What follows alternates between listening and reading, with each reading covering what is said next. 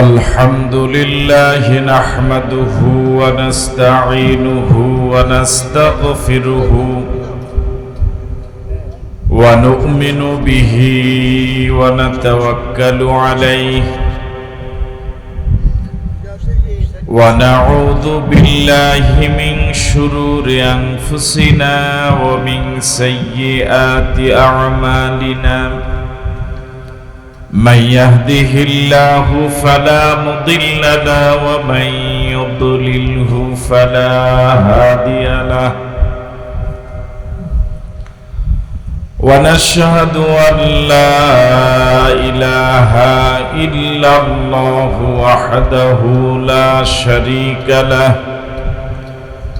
ونشهد أن سيدنا وحبيبنا وطبيب قلوبنا ومولانا محمدا عبده ورسوله الذي أرسل رسوله بالحق بشيرا ونذيرا وداعيا إلى الله بإذنه وسراجا منيرا فقد قال الله تعالى في كلامه المجيد وفي فرقانه الحميد সবাই পড়ুন আউযু বিল্লাহি মিনাশ শাইতানির রাজীম বিসমিল্লাহির রহমানির রহিম ইন্নাল্লাহা ওয়া মালাইকাতাহু ইউসাল্লুনা আলান নবী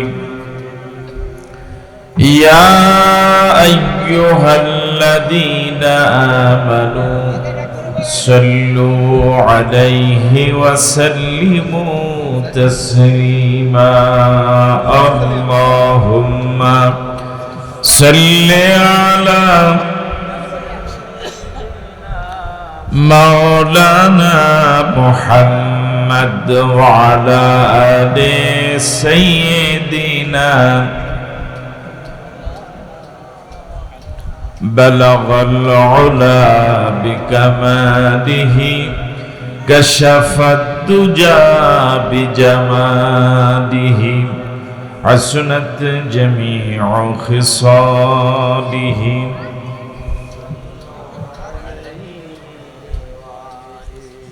ফকিরহাট সরকারি প্রাথমিক বিদ্যালয় সংলগ্ন মাঠে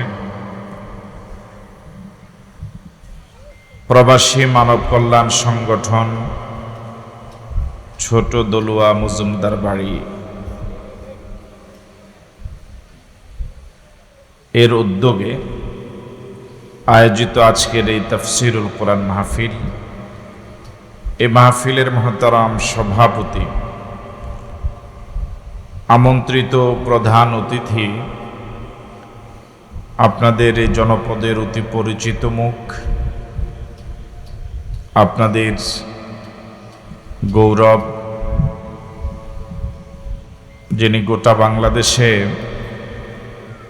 তাফসির জগতে অত্যন্ত পরিচিত এবং আলোচিত একজন মুফাসসির, আন্তর্জাতিক খ্যাতিসম্পন্ন মুফাসসিরে কোরআন, মদিনাতুল উলুম কামিল মাদ্রাসা ঢাকার সুযোগ্য মুহাদ্দিস, বিশিষ্ট ইসলামী চিন্তাবিদ হযরত মাওলানা ডক্টর আবুল কালাম আজাদ বাশার আমন্ত্রিত ছিলেন। মাগরিবের পর থেকে গুরুত্বপূর্ণ আলোচনা পেশ করছিলেন মসজিদুল কুবা সাভারের সুযোগ্য খতিব, বিশিষ্ট ইসলামী চিন্তাবিদ হযরত মাওলানা মুফতি মুজাম্মিল মনোয়ার। আমন্ত্রিত ছিলেন ফকিরহাট ছোট দলুয়া মজুমদার বাড়ি জামি মসজিদের সম্মানিত পেশ ইমাম এবং খতিব হযরত মাওলানা আলী হুসাইন বিন নুরুল হক, আমন্ত্রিত শ্রদ্ধাভাজন হাজারাত উলামায়ে কেরাম, আইম্মায়ে মাসাজিদ, খুতাবায়ে আযম, মুরব্বিয়ানে আযম, প্রিয় যুবক বন্ধুরা, প্রবাসী মানব কল্যাণ সংগঠনের সম্মানিত সদস্যবৃন্দ, সুযোগ্য পরিচালক, ব্যবসায়ী ভাইয়েরা, পর্দার অন্তরালে শ্রবণরতা শ্রদ্ধেয় আম্মা এবং বোনেরা, আসসালামু আলাইকুম ওয়া রাহমাতুল্লাহি ওয়া বারাকাতুহু। আপনারা সকলে কেমন আছেন? আমরা আল্লাহ সুবহানাহু ওয়া তাআলার দরবারে শুকরগুজার হচ্ছি, শুকরিয়া আদায় করছি যে মহান মুনিব অত্যন্ত দয়া করে মেহেরবানি করে সৃষ্টির সেরা জীব আশরাফুল মাখলুকাত হিসেবে সৃষ্টি করে কালিমা পড়ার সুযোগ দিয়ে শ্রেষ্ঠ নবীর উম্মত হওয়ার তৌফিক দিয়ে নামাজি বান্দাদের অন্তর্ভুক্ত করে কোরআন মজিদ শোনার মতো রুচি দিয়ে আজকের এই সুন্দর চমৎকার আয়োজনে যে মহান মুনিব আমাদেরকে আসার সুযোগ দিলেন, সে মুনিবের দরবারে মুনিবের শেখানো ভাষায় মুনিবের দেওয়া জবান ব্যবহার করে সকলে মিলে সমস্বরে পড়ছি আলহামদুলিল্লাহ রব্বানা লাকাল হামদ হামদান কাসীরান তাইয়্যিবান মুবারাকান ফীহি ইয়া রাব্বি লাকাল হামদু কামা ইয়ানবাগী লিজালালি ওয়াজহিকা ওয়া আযীমি সুলতানিক। আল্লাহ সুবহানাহু ওয়া তাআলার শুকরগুজার হওয়ার পর প্রিয় নবীর প্রতি প্রাণ ভরে আবেগ ভরা কণ্ঠে দরুদ পড়ি, যিনি আমাদের প্রিয় নবী, সর্বকালের সর্বযুগের সর্বশ্রেষ্ঠ নবী। সে নবীর প্রতি দরুদ পড়ি যার প্রতি একবার দরুদ পড়লে আল্লাহ রাব্বুল আলামিন 10টি সগীরা গুনাহ মাফ করে দেন, 10টি রহমত বর্ষণ করেন, 10টি মর্যাদা বাড়িয়ে দেন। সে নবীর প্রতি আমরা সকলেই পড়ছি সাল্লাল্লাহু আলাইহি ওয়াসাল্লাম। শুহাদায়ে কেরামদের আত্মার মাগফিরাত কামনা করে বিশেষ করে আপনাদের এই জনপদের জমিনে আল্লাহর যত বান্দা যত বান্দি যারা পরিমাণ ঈমান নিয়ে যারা অন্ধকার কবরে চলে গেলেন, ফরিয়াদ করছি মালিক তুমি তাদের সকলের কবরকে জান্নাতের বাগান বানায় দাও। আমরা যারা আজকে এই মজলিসে উপস্থিত আছি, ফরিয়াদ করছি মালিক তুমি আমাদেরকে ক্ষমা করে দাও। আমি ধন্যবাদ জানাই প্রবাসী মানব কল্যাণ সংগঠনকে যারা এই মাহফিলের আয়োজন করেছে। এই মাহফিলের ব্যবস্থাপনায় তারা রুচিবোধের পরিচয় দিয়েছে, যে সুন্দরভাবে তারা মাহফিলটি সাজিয়েছে, তাদের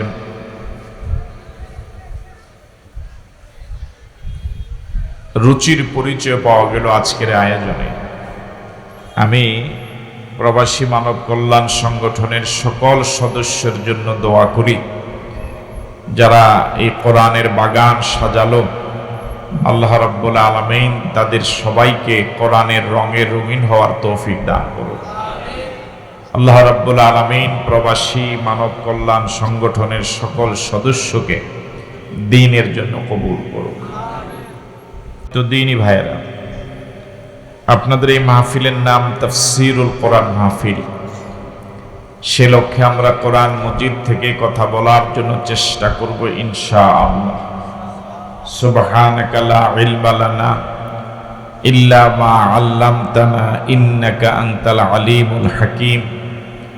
রাব্বিশরাহ লি সাদরি ويسر لي أمري واحلل عقدة من لساني يفقه قولي আমার সাথে পড়ুন আউযু বিল্লাহি মিনাশ শাইতানির রাজীম বিসমিল্লাহির রাহমানির রহিম قال رب إني دعوت قومي ليلا ونهارا فلم يزدهم دعائي إلا فرارا وإني كلما دعوتهم لتغفر لهم جعلوا أصابعهم في آذانهم واستغشوا ثيابهم وأصروا واستكبروا استكبارا آمنت بالله আমরা কোরআন মজিদের অতি পরিচিত একটি সূরা, যে সূরার নাম নূহ, সে সূরা থেকে কিছু অংশ তেলাওয়াত করেছি। এই পৃথিবীতে আল্লাহ রাব্বুল আলামিন যত মাখলুকাত সৃষ্টি করেছেন তার সংখ্যা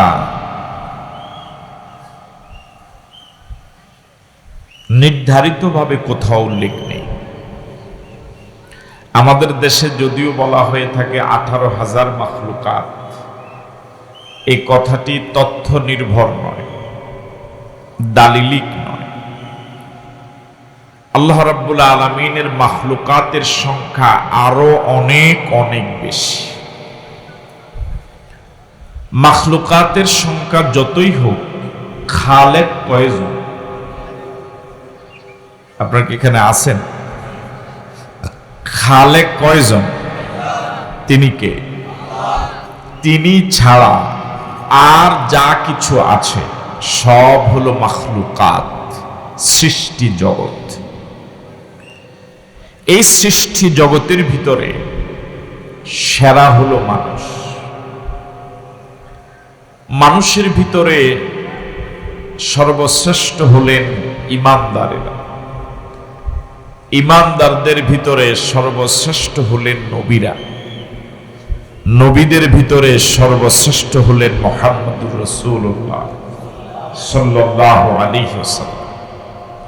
তার মানে আমাদের নবী তামাম মাখলুকাতের ভিতরে সর্বসেরা। সুবহানাল্লাহ বললেন। এমন নবীর উম্মত হতে পেরে খুশি না বেজার? এই পৃথিবীতে কঠিন যত কাজ আছে, এক একজনের বিবেচনায় এক একটা কাজ কঠিন। যেমন এখন ধান কাটার মৌসুম আপনাদের এলাকায়, আপনারা একটু কথা বললে ভাল লাগবে। এই ধান কাটার শুরু থেকে শেষ পর্যন্ত অনেকগুলো কাজ। ধান কাটা, ধানের বোঝা মাথায় করে বাড়িতে আনা, ধান মাড়াই করা, ধান সিদ্ধ করা, খের রৌদ্রে শুকানো, খের পাড়াতে উঠানো, সবগুলো কাজ না? এই কাজগুলোর ভিতরে কারো কাছে সবচেয়ে বেশি কঠিন কাজ হলো খের শুকানো, হ্যাঁ? আবার কারো কাছে এটা অত কঠিন না, ধানের বোঝা মাথায় করে বাড়িতে আনা বেশি কঠিন কাজ। এক এক দৃষ্টিভঙ্গিতে এক একটা কাজ কঠিন।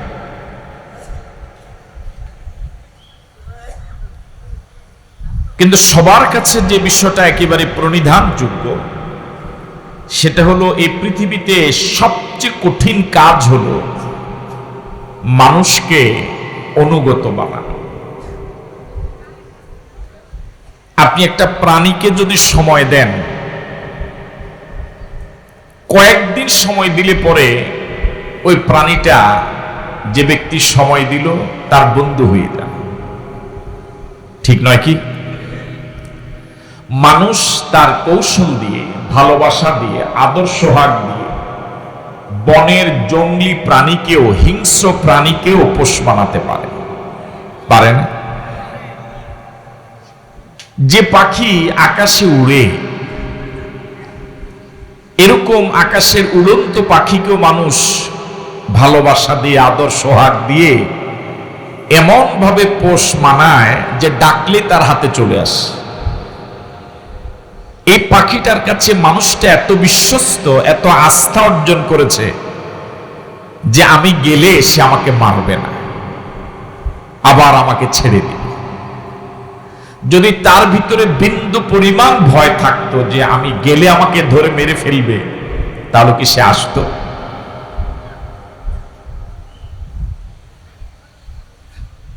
এরকম অনেক দৃশ্য আমরা সামাজিক যোগাযোগ মাধ্যমের কল্যাণে দেখি।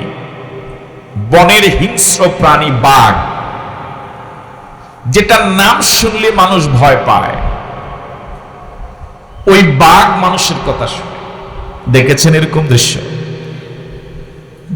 আমি কি আপনাদের সাথে কথা বলি না অন্য কারোর সাথে? আমি তো এখানেই পোষ মানাইতে পারলাম না। এরকম দৃশ্য দেখছেন যে বাঘ মানুষের কথা শুনে?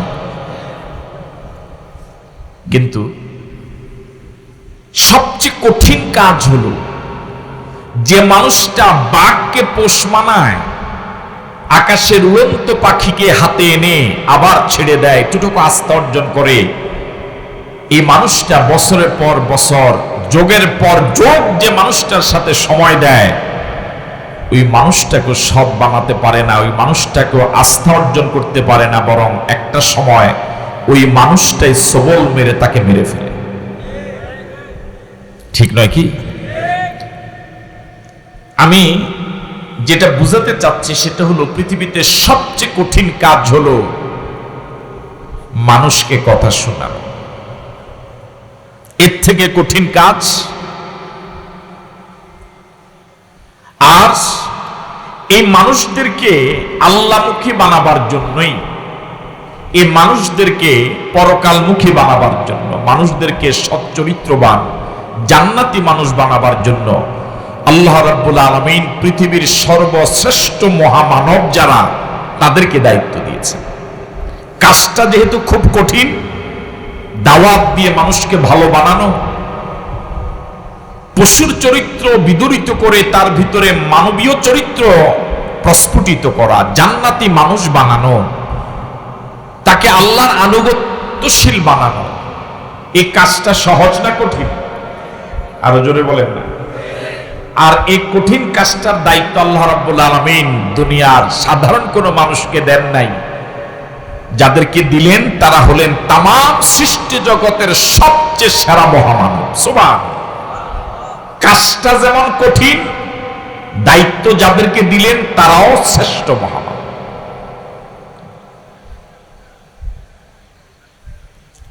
সম্মানিত দ্বীনী ভাইয়েরা,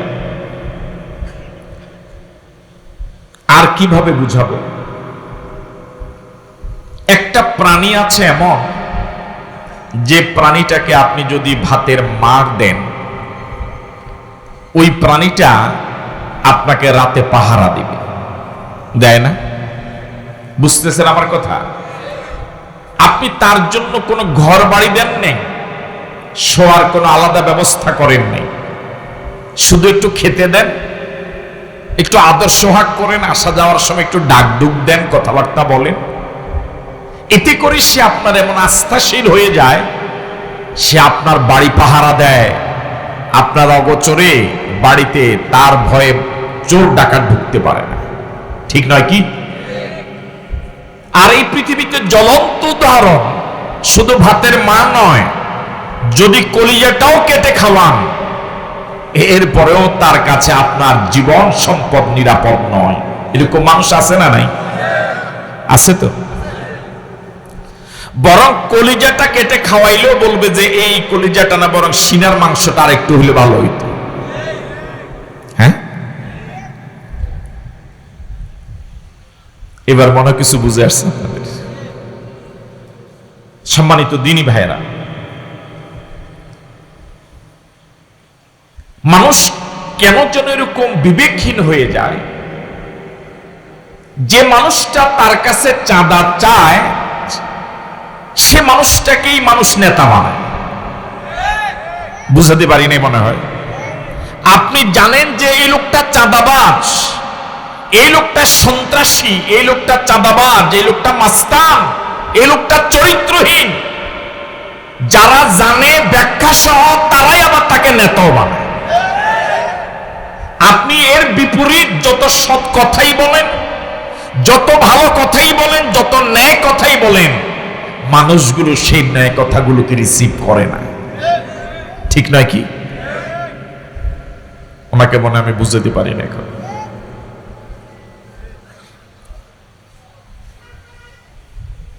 যুগে যুগে এই ধারাবাহিকতা চলে আসছে অনেক আগ থেকে, চলছে, এখনো চলবে সামনে।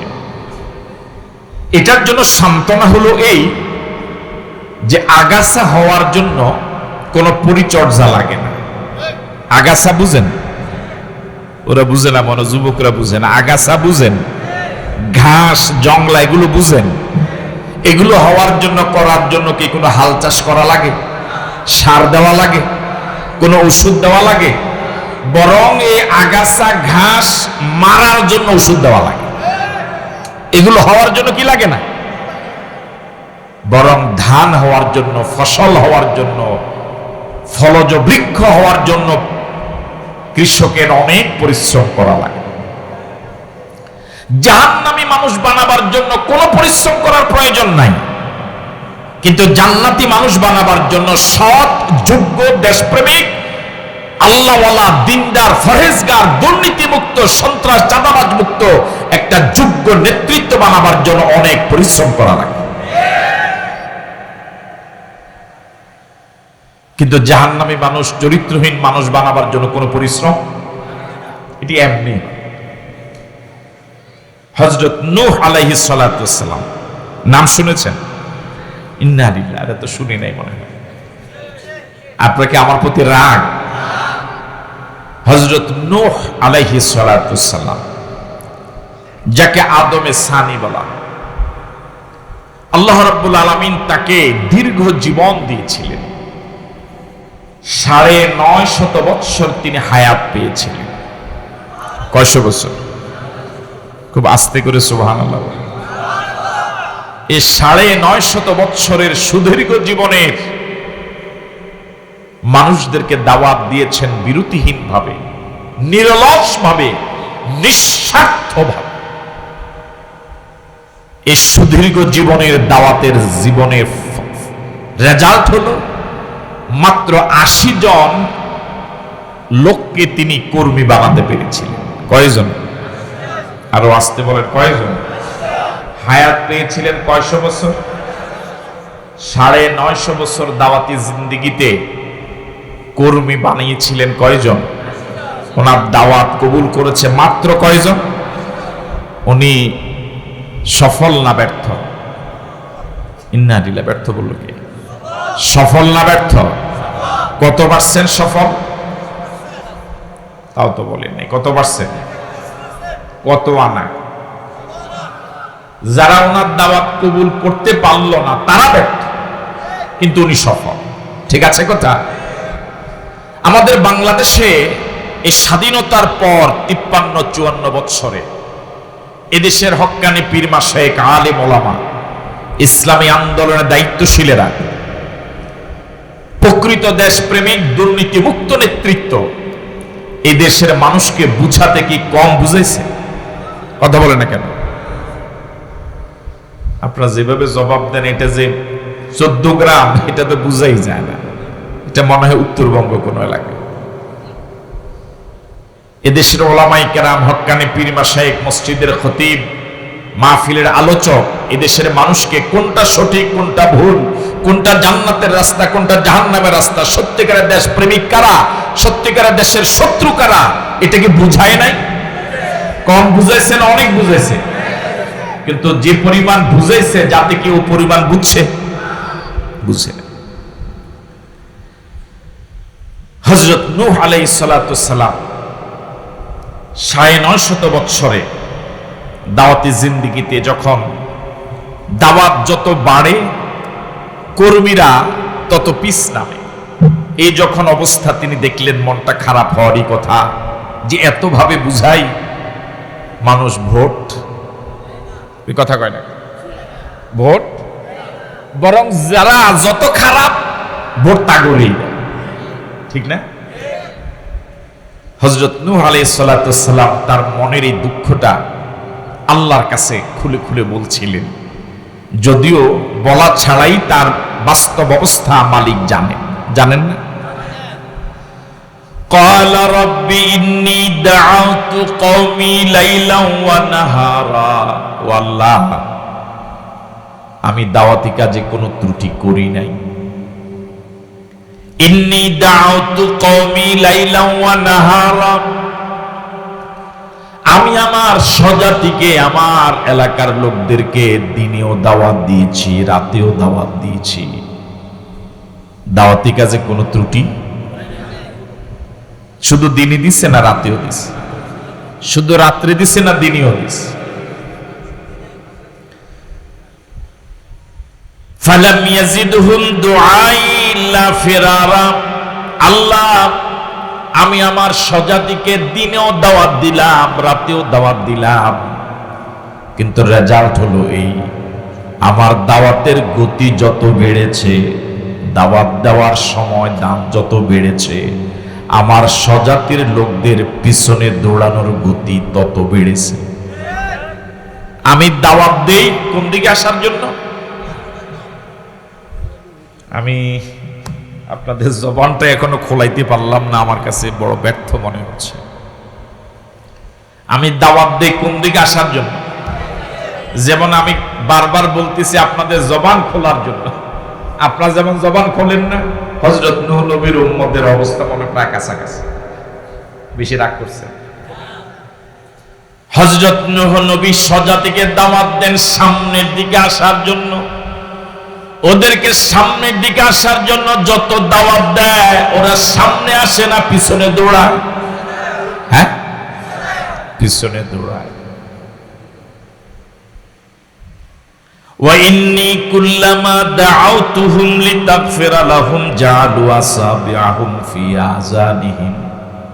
হযরত নূহ নবী আল্লাহকে বলছেন, আল্লাহ আমি আমার স্বজাতিকে যখনই কল্যাণের কথা বলি, যখনই কল্যাণের দিকে ডাকি, আমার কথাগুলো শুনে মানা তো দূরে থাক, আমার কথাগুলো ওরা শুনতেই চায় না।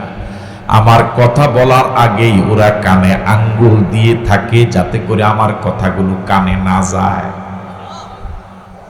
একজন নবীর প্রতি এলাকার লোকদের কি চরম দুর্ব্যবহার, কি চরম অভদ্রচিত আচরণ, কি অমানবিক আচরণ।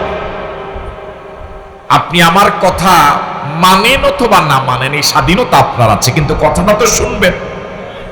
কথাটা শুনেই না এলাকার লোকেরা, বরং এলাকার লোকদের আচরণ নূহ নবীর প্রতি। হযরত নূহ নবী যখনই হাটে বাজারে, পথে প্রান্তরে, শহরে বন্দরে, অলিতে গলিতে বের হতেন, এলাকার লোকেরা যখনই দেখতো হযরত নূহ নবী বের হয়েছেন, তার তো একটাই মাত্র কাজ, আল্লাহর বান্দাদেরকে আল্লাহর দিকে ডাকা, শুধু দাওয়াতি কাজই তার কাজ। এলাকার লোকেরা তাকে দেখা মাত্রই জাআলু আসাবিআহুম ফি আযানিহিম, এলাকার লোকেরা তাদের আঙ্গুলগুলো কানের ভিতরে দিয়ে এমন ভাবে বসে থাকতো যেন কথাগুলো কানে না ঢুকে। নাউযুবিল্লাহ। ওয়াস্তাগশাউ সিয়াবাহুম, হযরত নূহ নবী আল্লাহকে ডেকে বলেন, আল্লাহ আমি আমার এলাকার লোকদের কাছে এত ঘৃণিত, এত ঘৃণিত, এত চরম অবহেলিত, আমার কথাগুলো ওরা শুনতো না, কানে আঙ্গুল দিত। শুধু তাই নয়, আমার কথাটাই ওদের কাছে অপছন্দনীয় ছিল। বিষয়টা শুধু এটাই নয়, আমার চেহারাটা ওদের কাছে অপছন্দনীয় ছিল। আমার চেহারাটা পর্যন্ত এরা দেখতে চাইতো না, বরং আমাকে হাটে বাজারে, পথে প্রান্তরে, শহরে বন্দরে দেখলেই ওরা ওদের চেহারার সামনে পর্দা ঝুলাইয়া রাখতো যাতে করে আমাকে দেখা না যায়। মনোযোগ আছে আপনাদের? একটু কল্পনা করেন, আপনি নিজের উপরে, আমি আমার উপরে, যে আপনি আপনার এলাকার লোকদের কাছে, আপনার পাড়া প্রতিবেশী, আপনার গ্রামবাসী, ওই লোকদের কাছে আপনি এত ঘৃণিত যে আপনার কথা শুনলে ওরা কানে আঙ্গুল দেয়, আপনাকে দেখলে ওরা আসে আর চেহারার সামনে পর্দা ঝুলায়। এই অবস্থাকে আপনি এলাকা থাকতে পারবেন? ভাই কথা একটু বলেন না, আওয়াজ দিয়ে থাকতে পারবেন? আপনারা হয়তো খুব বেশি দামি মানুষ যে এই জবাব দিলে আপনাদের ইজ্জত নষ্ট হবে, আর না হলে আমি আপনার কথাগুলো বুঝাতে পারতেছি না এই জন্য জবাব দেন না। কোনটা? খুব বেশি দামি মানুষ হওয়ার কারণে জবাব দেন এরকম? যদি যেই দুই আচরণ হযরত নূহ নবীর প্রতি তার স্বজাতির লোকেরা করেছে, এই আচরণ যদি আমার প্রতি, আপনার প্রতি এলাকার লোকেরা এর অর্ধেক আচরণও করে, এলাকা কি আমি আপনি বসবাস করার মতো কোনো পরিবেশ থাকবে? নিজের পৈতৃক ঘর বাড়ি জায়গা জমি সব বিক্রি করে অন্য জায়গায় বাড়ি করা দরকার, ঠিক নয় কি? এরকম আচরণ করার পরেও দিনের পর দিন নয়, যুগের পর যুগ নয়, শতাব্দীর পর শতাব্দী এরকম চরম অবহেলিত আচরণের শিকার হওয়ার পরেও নূহ নবী দাওয়াতের জমিন থেকে দূরে সরে যায়নি। আল্লাহু আকবার বলবেন না? দাওয়াতের ময়দান এত কঠিন ময়দান, দাওয়াতের ময়দান এত কঠিন। আপনি যদি আল্লাহর জমিনে দিন কায়েমের দাওয়াত না দেন, আল্লাহর বান্দাদেরকে আল্লাহর পথে দাওয়াত না দিয়ে শুধু ব্যক্তিগত ইবাদত বন্দেগীতেই জীবনটা অতিবাহিত করেন, সমাজে আপনার বিরোধিতা তো হবেই না, বরং হাদিয়া তোফা বেড়ে যাবে।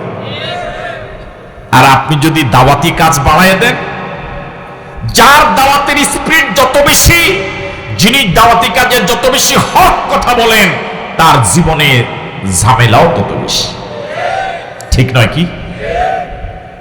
এদেশের তাফসীর জগতের যিনি মুকুটহীন সম্রাট ছিলেন, গোটা পৃথিবীর মুসলমানদের কাছে যিনি অতীব সম্মানিত ছিলেন, যিনি গোটা বাংলাদেশের একজন শ্রেষ্ঠ সন্তান ছিলেন, শহীদ আল্লামা দেলোয়ার হোসেন সাঈদী রাহিমাহুল্লাহ, তার কি অপরাধ ছিল? শুধু এই কোরআনের দাওয়াত দেওয়া, ঠিক নয় কি?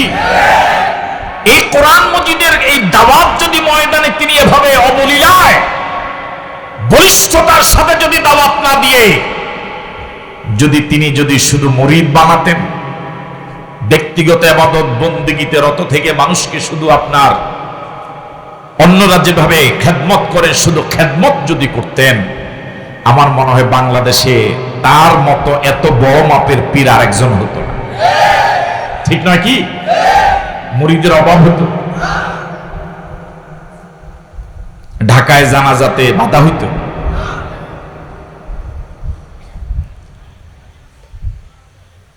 ওয়াসাররু ওয়াস্তাকবারু ইস্তিকবারা।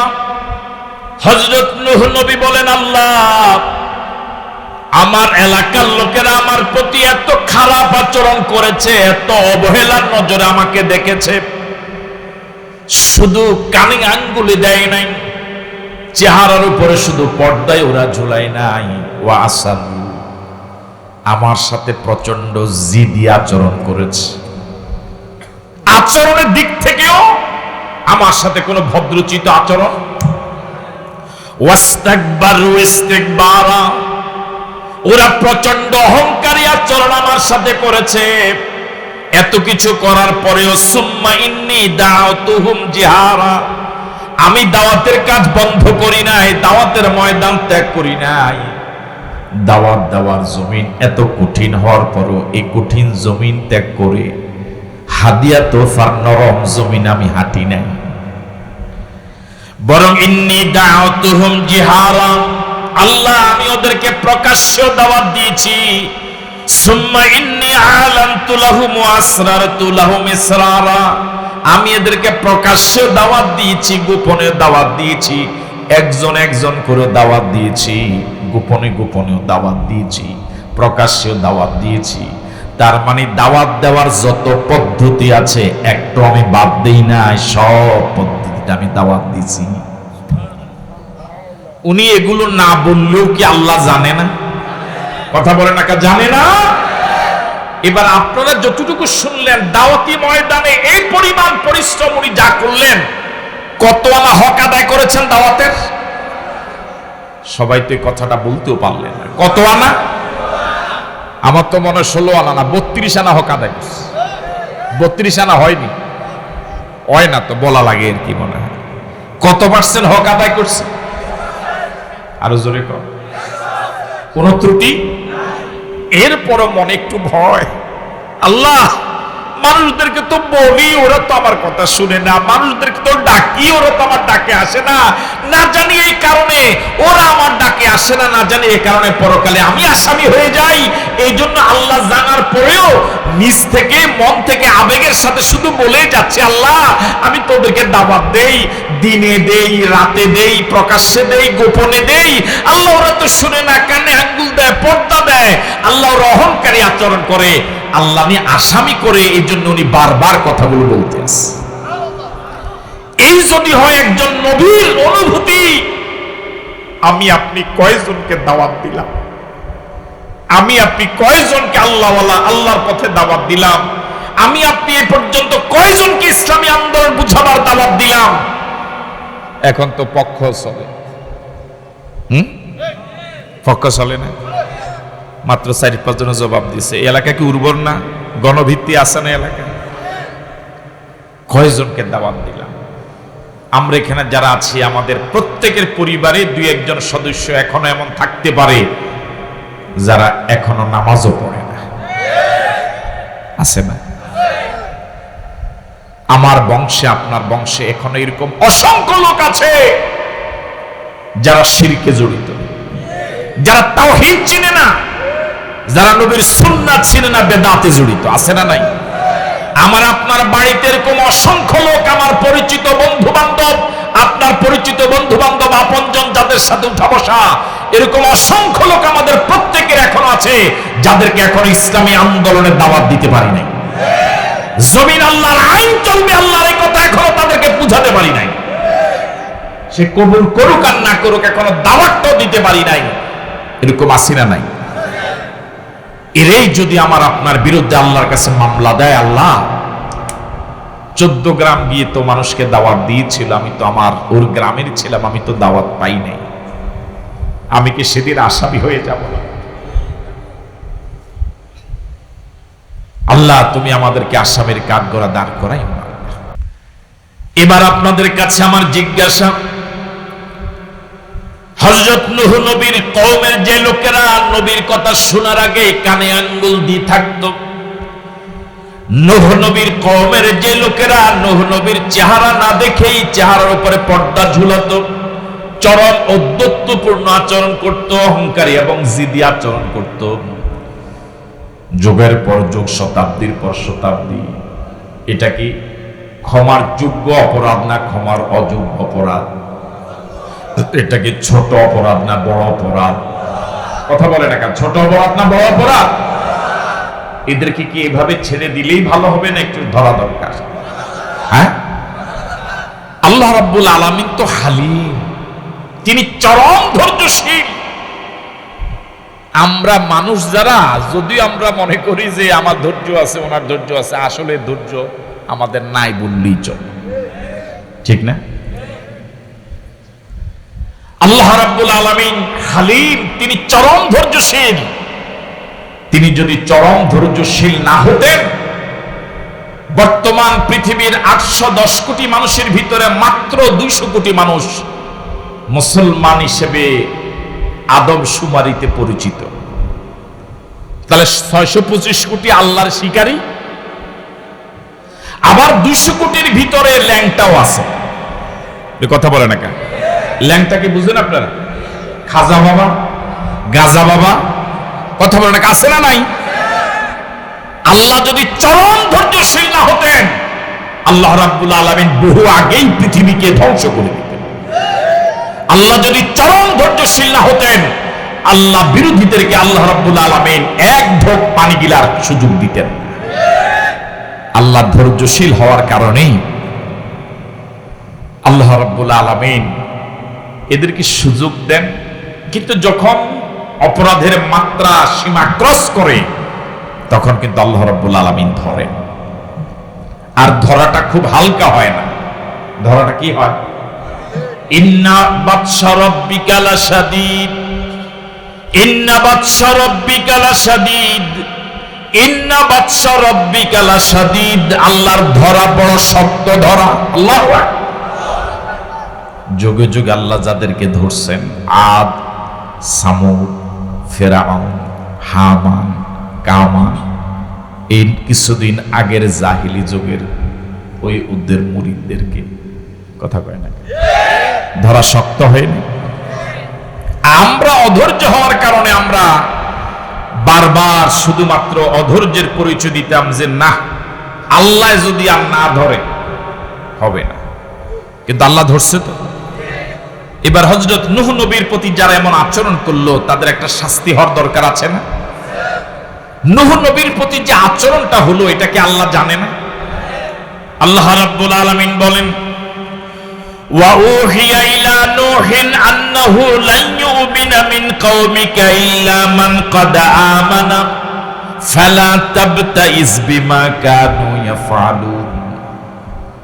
দীর্ঘ জীবন পর্যন্ত দাওয়াতি কাজ করার পরে যখন আর কালেমায় পড়ছে না, মানুষ আর কর্মী হচ্ছে না, মুরিদ হচ্ছে না, অনুসারী হচ্ছে না, একটা সময় স্বাভাবিকভাবে হতাশা হয়ে এসে যাওয়ার কথা।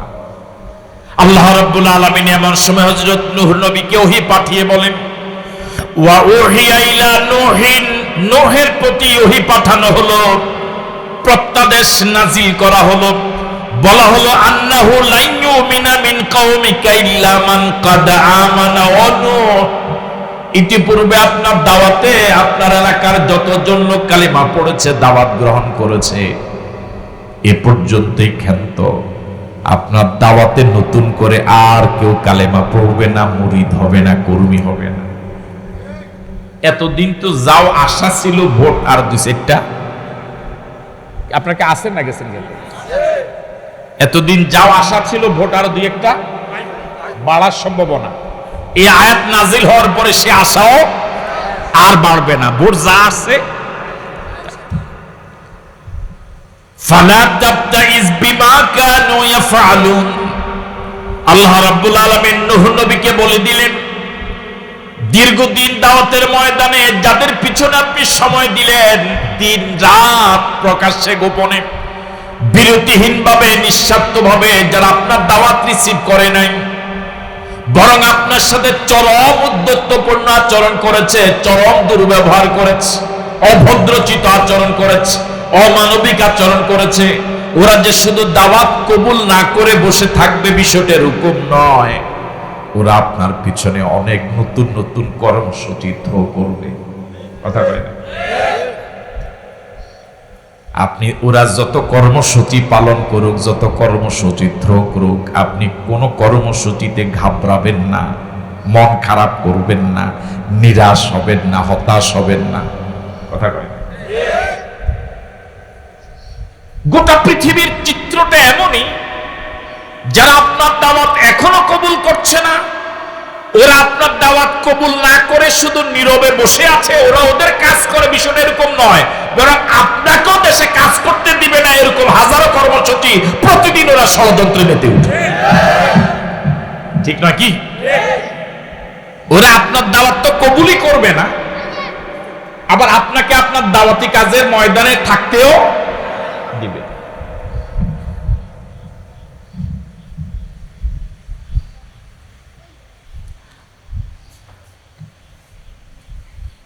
আন্দোলন করলো ছাত্ররা, ছাত্র জনতা নিষিদ্ধ করে হুজুরে। সুবহানাল্লাহ বললেন?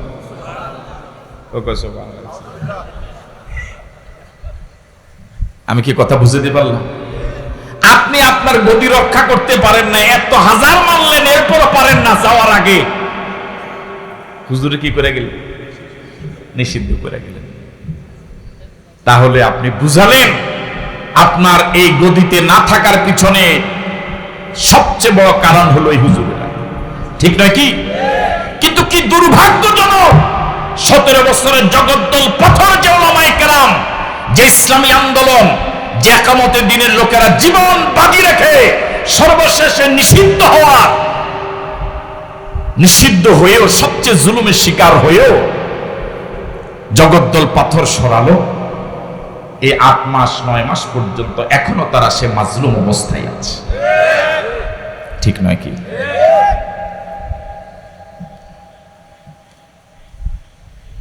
আল্লাহ রাব্বুল আলামিন বলেন, ফালা তাবতাইজ বিমা কানু ইয়াফআলুন, ফালা তাবতাইজ বিমা কানু ইয়াফআলুন। বান্দার কাজ হলো শুধু আল্লাহর গোলামি করা, আল্লাহর পথ নির্দেশন অনুযায়ী চলা। যারা বিরোধিতা করবে ওদের মোকাবেলা করার জন্য যথেষ্ট যিনি, তিনি কে? আরো জোরে বলেন কে? আমার দায়িত্ব হলো ময়দানে নামা, আমি নামতে পারলাম কি পারলাম না এটার জন্য জবাবদিহিতা আছে, ঠিক নয় কি? আমার ভাইয়েরা, ওদেরকে পরাস্ত করা না করার দায়িত্ব আমার নয়, এটা কার? ওয়াসনাইল ফুলকা বিআইউনিনা ওয়া ওয়াহিনা ওয়ালা তুখাতিবনি ফিল্লাযিনা যালামু ইন্নাহুম মুগরাকুন। এবার আল্লাহ রাব্বুল আলামিন নূহ নবীর প্রতি যারা জুলুম করেছে সেই জালেমদেরকে শাস্তি দিবেন। শাস্তি দেওয়ার আগে পরিবেশ করা লাগে, লাগে কি লাগে? কথা কয় না? এই জন্য আল্লাহ রাব্বুল আলামিন নূহ নবীকে প্রস্তুতি নিতে বললেন, ওয়াসনাইল ফুলকা বিআইউনিনা ওয়া ওয়াহিনা। ও নূহ, তুমি একটা কিস্তি বানাও। কি বানাও? কিস্তি মানে কি? এই জন্য নৌকার বিরুদ্ধে কইয়েন না, খুব সতর্ক। ওয়াসনাইল ফুলকা বিআইউনিনা ওয়া ওয়াহিনা, একটা কিস্তি বানাও, একটা নৌকা বানাও, একটা জলযান বানাও। তবে এই কিস্তিটা নিজস্ব চিন্তা চেতনার আলোকে বানালে হবে না। বিআইউনিনা ওয়া ওয়াহিনা, আমি আল্লাহর প্রত্যক্ষ নির্দেশনায়, আমি আল্লাহ যেভাবে বলি ঠিক সেভাবে। আল্লাহ আকবার। তাহলে আপনি যে কর্মসূচি নেবেন জমিনে বাস্তবায়ন করার জন্য, দিন কায়েম করার জন্য, ওই কর্মসূচিটা শরীয়ত ক্রস করতে পারবে না, শরীয়তের নীতিমালার আলোকে হতে হবে। আপনি আপনার মন গড়া মতো আবেগ তাড়িত হয়ে কিছু করবেন, এটা শরীয়ত অনুমোদন করে না। ওয়াসনাইল ফুলকা বিআইউনিনা ওয়া ওয়াহিনা ওয়ালা তুখাতিবনি ফিল্লাযিনা যালামু। আল্লাহ রাব্বুল আলামিন কিস্তি বানাতে আদেশ দিয়ে হযরত নূহকে সর্বশেষ রেজাল্ট বললেন আয়াতের শেষ ভাগে, ইন্নাহুম মুগরাকুন। যারা আপনার সাথে দীর্ঘদিন জুলুম করেছে, চরম অমানবিক আচরণ করেছে, আমি আল্লাহ বিষয়গুলো দেখি নাই, বিষয়টা এরকম নয়। আপনার প্রতি ওরা যে অমানবিক আচরণ করেছে, এই সমাজে কত দুষ্ট মানুষ বুক ফুলিয়ে চলে, কত বড় মাপের সন্ত্রাসী, কত বড় মাপের অপরাধী ওরা দাপটের সাথে চলে। আর আপনি আল্লাহর পয়গাম্বর নবী, আপনার চেহারা ওরা দেখতে চায় না, রাস্তা দিয়ে হাঁটতে দেয় না, কথা শুনতে চায় না, কানে আঙ্গুল দেয়। এটা আল্লাহ কি দেখে নাই? এই চরিত্র কিন্তু এখনো কম বেশ আছে সমাজে। যে যত বড় অপরাধী তার সম্বর্ধনা অনুষ্ঠান হয়, আর নিরপরাধ মানুষগুলো জামিন পায় না। ধরে বলা ঠিক নয়? কেন যেন সমাজটা এমন হয়ে গেল? মানুষের বিবেক গেল কোথায়? বিবেকটা কেন যেন এমন ভাবে মরে গেল?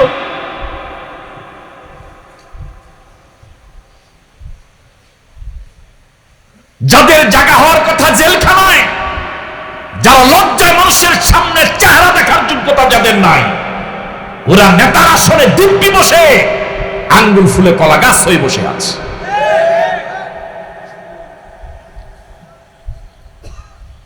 ইন্নাহুম মুগরাকুন।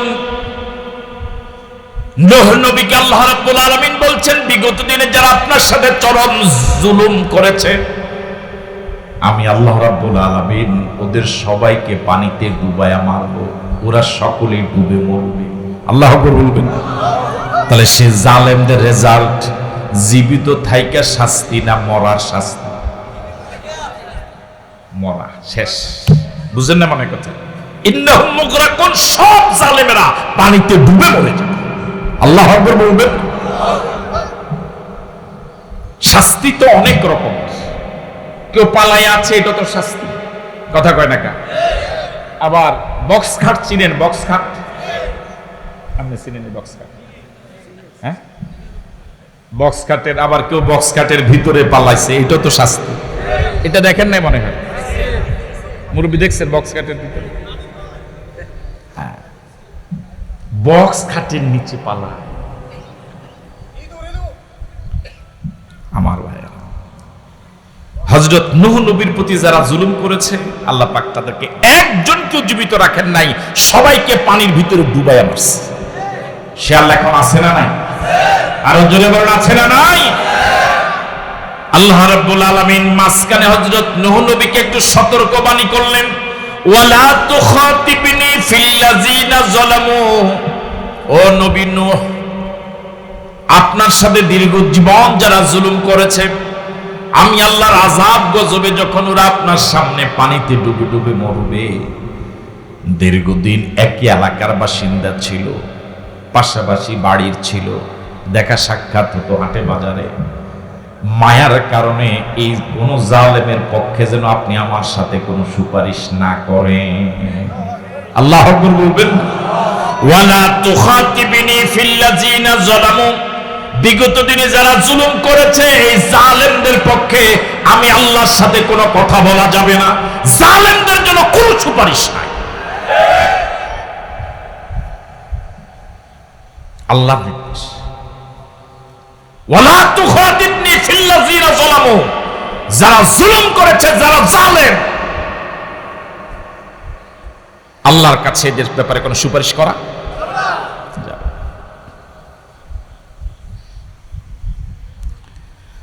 ওয়ায়াসনাউল ফুলকা ওয়া কুল্লামা মাররা আলাইহি মালাউন মিন কওমিহি সাখিরু মিনহু ক্বালা ইন তাসখারু মিন্না ফাইন্না নাসখারু মিনকুম কামা তাসখারুন।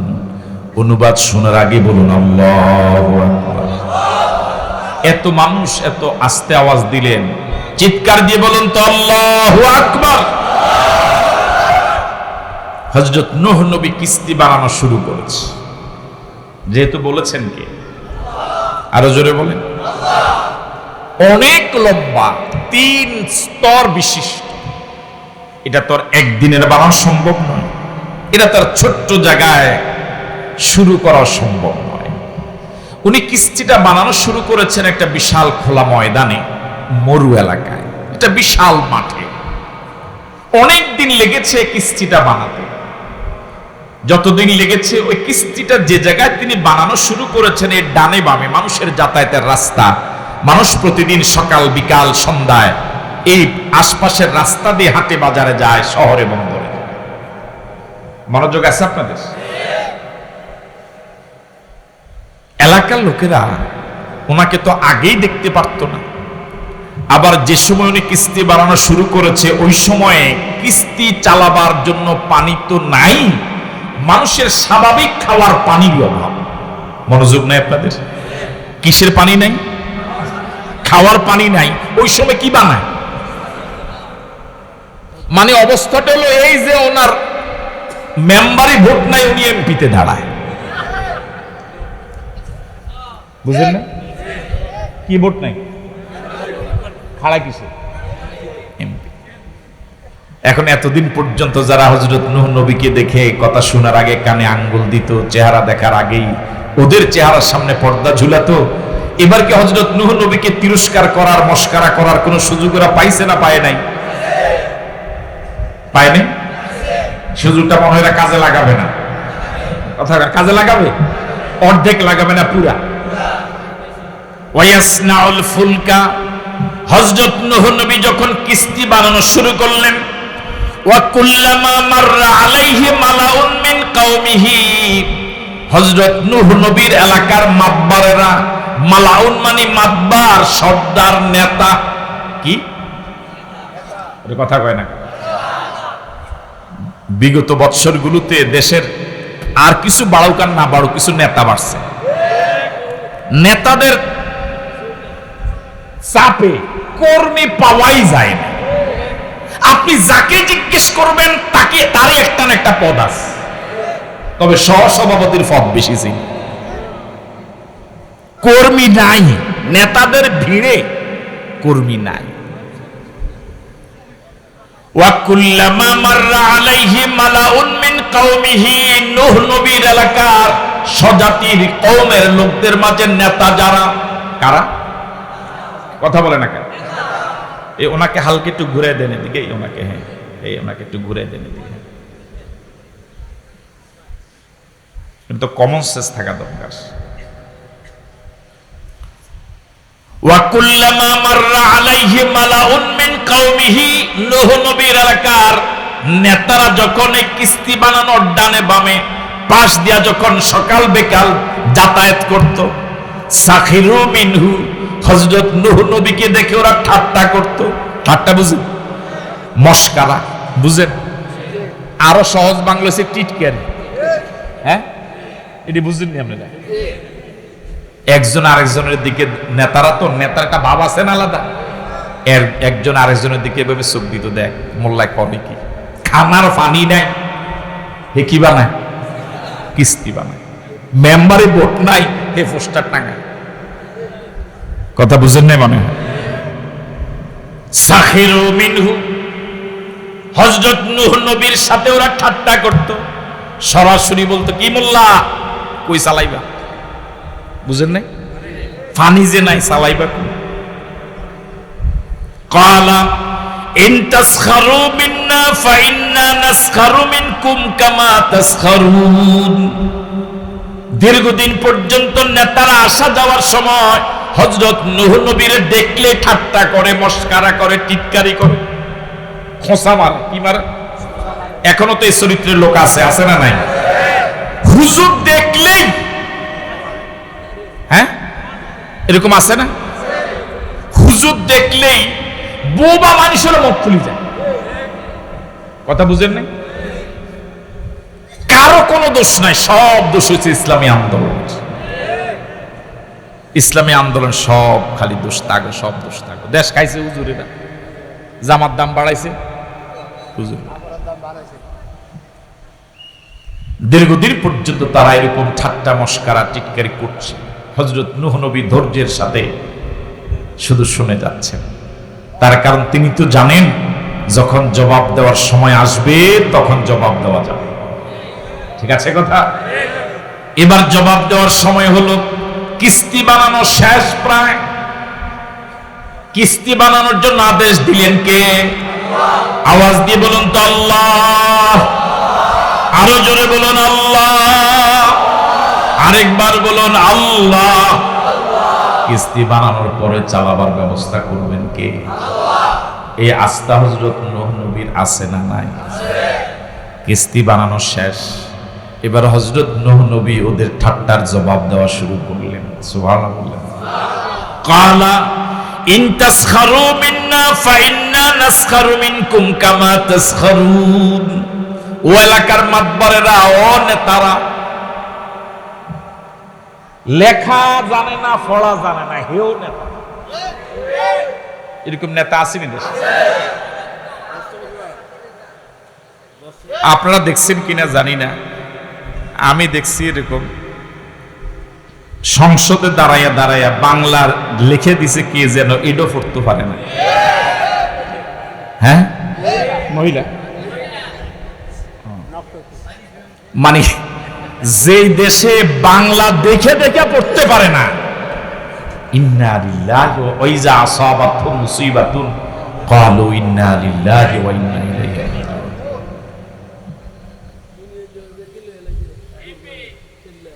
আল্লাহ,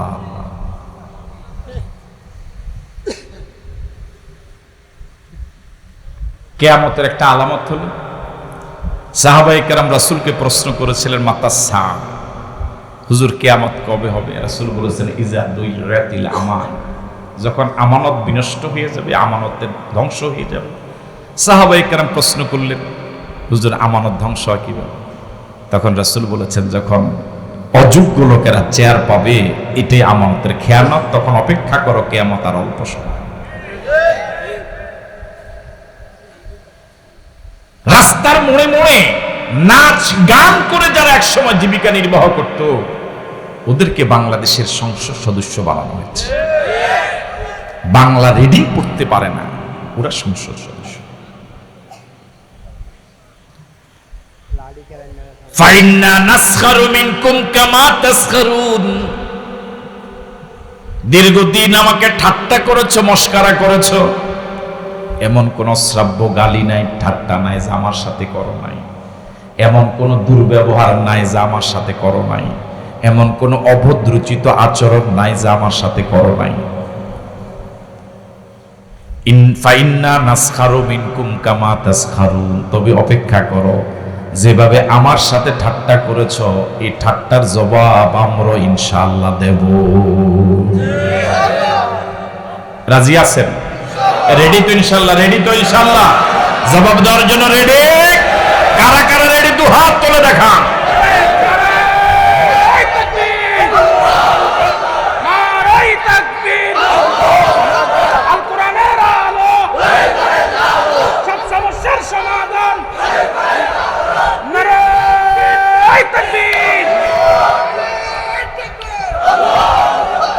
এই তাকবীরের ধ্বনির এত স্পিড, এত ভয়ানক, যদি কিছু যুবক একত্রিত হয়ে আল্লাহর ধ্বনির আওয়াজ ময়দানে দিতে পারে বাতিল পালাবার জন্য, ওই যে বক্স খাট, কথা কয় না, বক্স খাট চিনেন না মনে হয়, বুঝেন না এখনো, ওরা দেখে নাই মনে হয়, ওরা দেখে, দেখছে আসলে দেখে মায়াও লাগে, কেমনে আসে একেবারে এত বড় মানুষের ভিতরে হান্দায় কেমনে দিছে।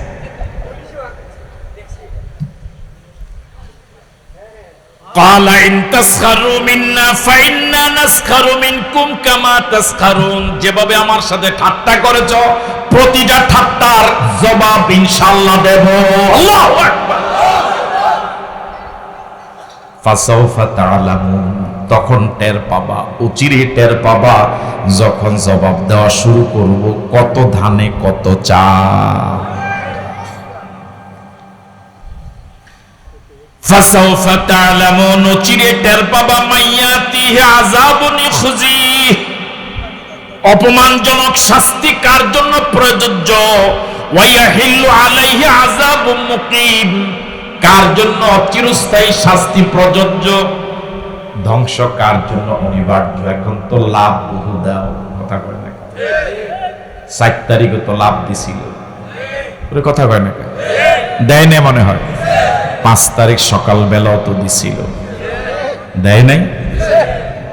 ফাসাউফা তাআলামুন, চিরে টের পাবা, মাইয়াতিহি আযাবুন ইখজি, লাঞ্ছনাকর অপমানজনক শাস্তি কার কপালে, ওয়া ইয়াহিল্লু আলাইহি আযাবুম মুকিম, কার জন্য চিরস্থায়ী।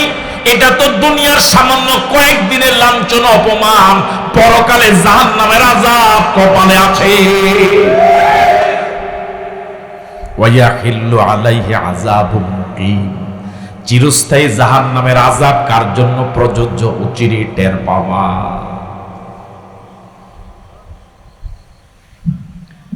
হাত্তা ইযা জা আমরুনা ওয়া ফারাত তান্নুর, কিস্তি বানানো শেষ, আল্লাহু আকবার বলবেন, এখন কি আসা দরকার?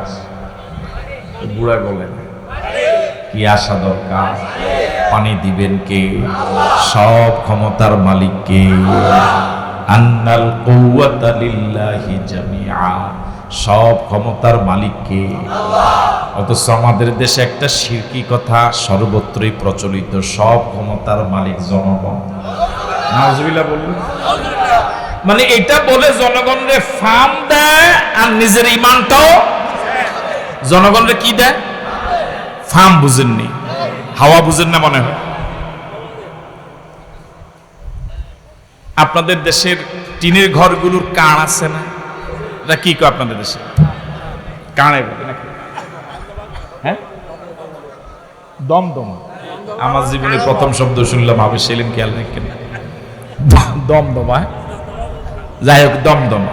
দমদমাতে উঠে কি দিয়ে কথা বলেন? কি দিয়ে?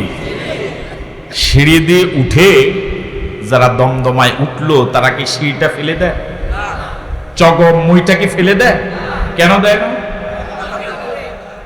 সে যেই মই বেয়ে উঠলো ওই মইয়ের প্রতি তার মায়া আছে, কদর আছে, যে আমার আবার এটা দিয়া, ঠিক নয় কি? এদেশে গরিবের বন্ধুর সংখ্যা বেড়ে যায় একটা নির্ধারিত সময়ের আগে। কোন সময়? এদেশের ওই নির্বাচনের আগে গরিবের বন্ধুর সংখ্যা এই পরিমাণ বাড়ে, ওরা তখন গরিবকে ওই ক্ষমতা যাওয়ার দমদমে উঠার জন্য, দমদমানি তো উঠার জন্য জনগণকে সিঁড়ি হিসেবে কি করে? জনগণের কাঁধে পা দিয়ে সিঁড়ি হিসেবে ব্যবহার করে। যখন ক্ষমতার দমদমায় উঠে এরপর জনগণকে লাথি দিয়ে ফেলে দেয়। জনগণকে পাত্তা দেয়। এখন কি আসা দরকার? কিস্তি বানানো শেষ, আল্লাহর হুকুম এসে গেল। আল্লাহু আকবার। ওয়াইজা আরাদা শাইআন ইয়াকুলা লাহু কুন ফায়াকুন ফাআলুল লিমা ইউরিদ। তিনি তেমন আল্লাহ, শুধু কোন বলেন সব হয়ে যায়। আল্লাহু আকবার। ফাআলুল লিমা ইউরিদ, তিনি যা ইচ্ছে করেন তাই করতে পারেন। তিনি কে? আরো জোরে বলুন, তিনি কে? এমন আল্লাহর জন্য একটু প্রশংসার ধ্বনি দেন, বলুন আলহামদুলিল্লাহ। আরো জোরে বলুন আলহামদুলিল্লাহ। আরেকবার বলুন আলহামদুলিল্লাহ। ওয়াফারাত তান্নুর, তান্নুর মানে সুলা ছিলেন। সুলা কি করে? উনুন। উনুন নি কয় নাকি? সুলা, উনুন। ওই সময় পৃথিবীতে যত সুলা জাতীয় ছিদ্র যা ছিল, মাটিতে গর্ত, সব গর্তগুলো যেভাবে ডরাইছে এখন নাই তো। আমরা বাড়ি 14 গ্রাম না মনে হয়, হ্যাঁ, এরকম ডরানি 14 গ্রাম মানুষ। আমার তো মনে হচ্ছে অন্য এলাকা থেকে আসছে, হয়তো বেয়ের বাড়িতে আসছে। ওই সময় পৃথিবীতে যত এরকম গর্ত ছিল, চুলা ছিল, উনুন ছিল, সবগুলো ফোয়ারার মতো, ঝর্ণার মতো বের হয়ে পানি বের হওয়া শুরু করেছে। আরো জোরে বলেন আল্লাহু আকবার।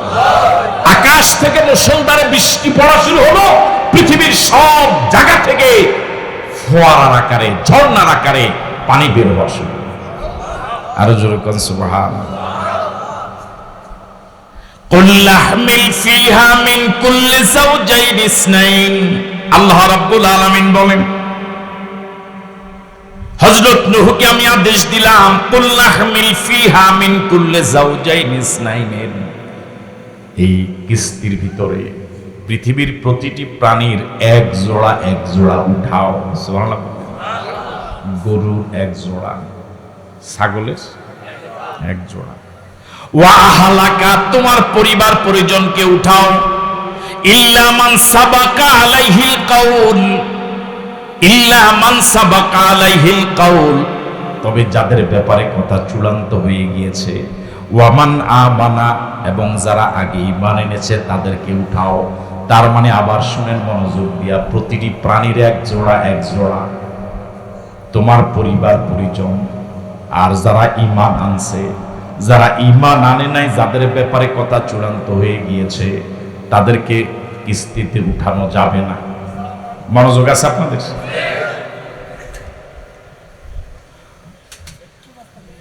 ওয়ামা আমানা মাহু ইল্লা কলিল, ওয়ামা আমানা মাহু ইল্লা কলিল। আল্লাহ রাব্বুল আলামিন বলেন, হযরত নূহের প্রতি খুব বেশি সংখ্যক ঈমান আনে নাই, অল্প সংখ্যক ঈমান এনেছে। কতজন না বলেছিলাম? আরো জোরে বলুন।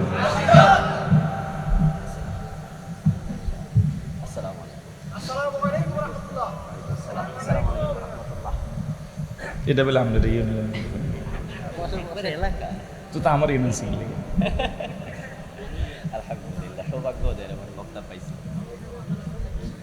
এই দেশ বিখ্যাত বক্তা রাইখা এই আমারে কি জন্য যে আপনারা আনলেন, আপনারা গৌরবান্বিত।